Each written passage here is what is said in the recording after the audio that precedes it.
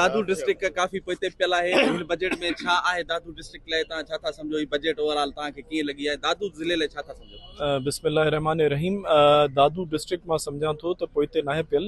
दादू district ख़ासि तौर ते हायर एजुकेशन जे लाइ हुते तमामु घणा इदारा पाकिस्तान पीपल्स पार्टी जी गवर्नमेंट हुते ॾिना आहिनि, जंहिंमें सिंध यूनिवर्सिटी कैंपस आहे, पीर इलाही बख्श लॉ कॉलेज जी आहे, ऐं सखर IBA जहिड़ो हाई क्वालिटी एजुकेशन जेके इहे सभु फंक्शनल आहिनि। कैडेट कॉलेज ककड़ जेको आहे उहो हिन सीज़न में पंहिंजी बैच शुरू कंदो। अहिड़ी तरीक़े सां पूरी सिंध में तमामु घणा एजुकेशनल इंस्टीट्यूट्स पाकिस्तान पीपल्स पार्टी जी गवर्नमेंट इस्टेब्लिश कया आहिनि, जंहिंसां तव्हांजी एक्सेस टू हायर एजुकेशन, असां वटि यूथ आहे हींअर तमामु घणे तइदाद में, हुननि जे लाइ नौकरियुनि जो बंदोबस्तु करिणो आहे। हाणे हे मां तव्हांखे सक्सेस स्टोरी हितां दादू जी ॿुधायां त हिननि कैंपसिस मां माण्हू जंहिं MBA कयो, BBA कयो, हींअर उहो बैंक्स में वॾियुनि वॾियुनि नौकरियुनि ते आहिनि, GM लेवल ते, रीजनल मैनेजर लेवल ते वञी पहुता आहिनि। त पाकिस्तान पीपल्स पार्टी तमामु घणो कमु कयो आहे। दादू तव्हां मुंहिंजे ख़्याल में रिसेंटली तव्हांजो अचणु न थियो हूंदो, तंहिंजे करे तव्हां चओ पिया सभई स्कूल बिल्डिंग्स जेके आहिनि ज़रूरु इंफ्रास्ट्रक्चर डैमेज थियो आहे। असां वटि फ्लड्स 2022 में तव्हां ॾिठो त Dadu one of the worst affected districts हो, छो त ॿिन्हिनि पासनि खां पाणी अची असां वटि पूरे पाकिस्तान मां पाणी हलियो, दादू में पाणी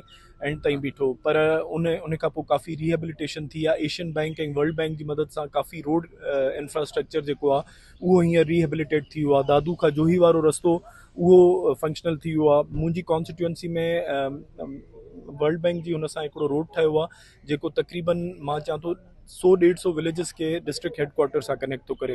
अगरि तव्हांखे ख़बर हुजे त हिते फुलजी स्टेशन खां दादू खां फुलजी स्टेशन खां प्यारो स्टेशन, ककड़ माना इंडस हाईवे खां शुरू थिए थो ऐं वरी वापसि अची इंडस हाईवे ते लिंक करे थो। त पूरो जेको पार्ट रुकण, प्यारो स्टेशन, इहे सभु इलाइक़ा जिथे कलाकु लॻंदो हाणे हुननि जो ट्रैवल टाइम अधु थी वियो आहे। ऐं असांजो डिस्ट्रिक्ट हेडक्वार्टर हॉस्पिटल जेको असांजो देरीना मसइलो हो उहो फंक्शनल न हो, हुते हाणे CT स्कैन मशीन अची वई आहे, लम्स वारनि हुते फ्री लेबॉरेटरी टेस्टिंग कई आहे।